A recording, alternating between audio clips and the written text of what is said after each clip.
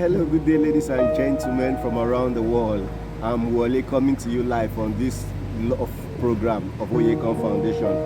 Yes, today we are looking at the second richest man in the second man history with respect to a microscopic view to his philanthropical nature. So we are looking at this richest man in history, John D. Rockefeller. He was born in 1839 and died in 1937. He was an American business tycoon and a philanthropist. He was known with the Standard Oil, which made him the wealthiest man. He focused on addressing major challenges. He focused on public health, focused on yellow fever, hookworm, malaria.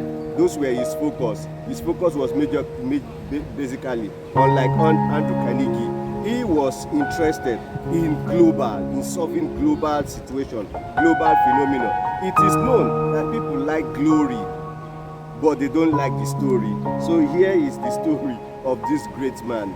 You see, this man, before we go into his wise quote or this thing as it relates to philanthropists, he claimed that a lot of people have some powerful, motivation towards success.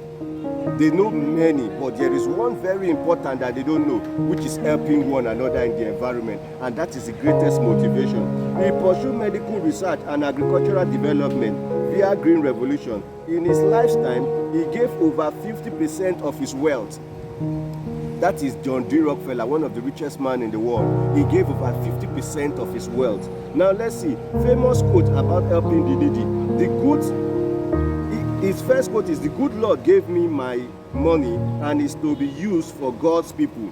He was claiming that God himself gave him his money and it was to be used for God's people, which are the poor. According to him, God's people were the poor, the masses, people in the society, the communists.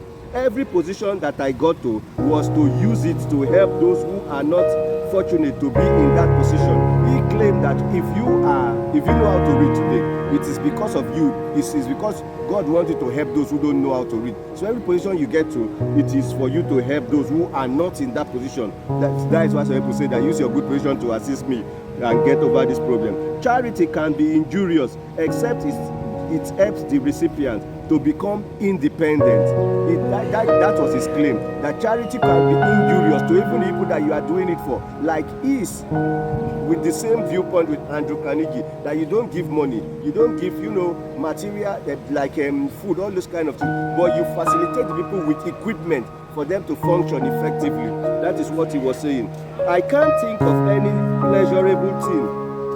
This is his famous quote. We continue with his famous quote. I can't think of any pleasurable thing than a life devoted to serving the poor. This was one of his powerful quotes, that he cannot think of anything that can match a life that is designed, packaged, rewired towards helping the poor and the needy.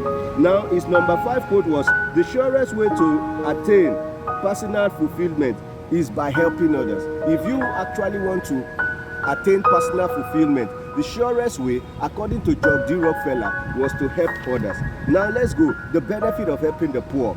Another thing that we want to look at is the benefit of helping the poor, which is the last thing. Now, this is a whole person book, the greatest man in the world book that I am just reading within 5 minutes. He got personal fulfillment. One of the greatest benefits of helping poor people, he claimed that is personal fulfillment. Long-term social impact, which will definitely benefit the offspring again. His offspring, his children and children will definitely benefit if he, impacts the culture, the scientists, the education. His children unborn will definitely benefit. Legacy, an unerased name. That is, he's claiming that when you help people, your name will be stamped in the soil of time, or in this time of soil forever. That is unerased, indelible. Your name will be indelibly stamped on it. Ladies and gentlemen, let's get to this. He said, excitement seeing innovation sponsored by you. When you sponsor scientific invention, you are so excited to see this scientific invention that you sponsored, especially when the scientific invention is functional to the society, is functional to the community. This is the second motivation. Now, another inspiration is that, Okay, ladies and gentlemen, this is all about John D. Rockefeller. If you want to start helping the poor and start doing this, just do well to comment in this video. We will tell you what to do without money, or just do well to share. I remain your lovely host, Wole. Bye for now.